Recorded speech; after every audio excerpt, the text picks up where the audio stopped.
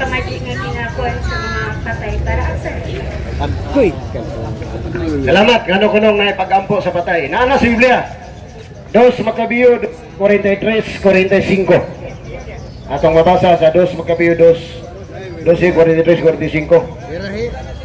Og si Judas nagandam og 3 ka libo nga salapi nga plata og ipadala kini sa Jerusalem alang kini sa halad sa mga nangamatay tungod sa pagtuo nila nga ang tao mabanhaw. Kung dili mapamanhaw ang tao, usa unta kabinoan og walay pulos ang pag-ampo alang sa mga kalag.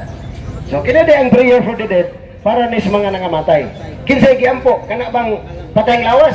Dili. Dili na iampo ni mo patayng lawas. Kay ibalik mo na sa yuta. Ecclesiastes 2:7 ang abog ang atong lawas ibalik sa yuta kay from dust we are returned to dust. Apa nang atong kalag ko espiritu mobalik mas Ginoo mo ni pagkahukman and it needs prayers.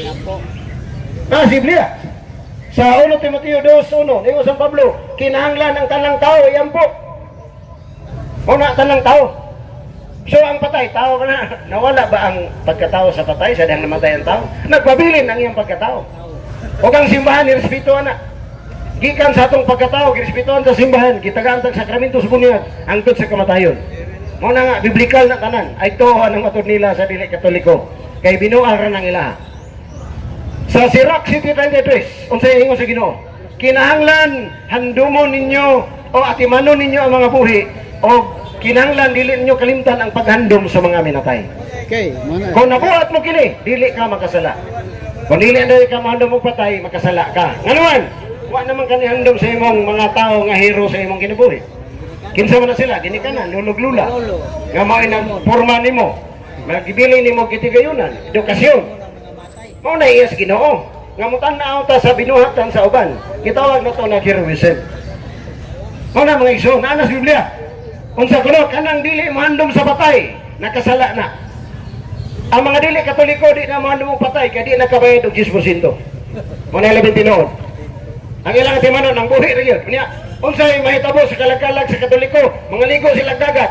Nga naman, kalimtan ang patay. Sayop na ang Biblia nagingon, kinahanglan hinumduman ang mga patay o kinahanglan magpasubo kanatong mga tao nga naa sa kasubanan. Di ba? Natay kasaulogan sa pulong, liturhiya sa pulong, ni duyog tas kamatayon sa tuig suon, pinagi siya mga parinting. Tagaan na to siya kwarta, tagaan na to siya mga halad. Kana, pagkuha na, to sympathize. Nana sa Biblia. Kanang ila, pagsubak-subak, wala kina sa Biblia. Muna nga ayaw yung, tama yun, namutana ka. Napakalain tamutana.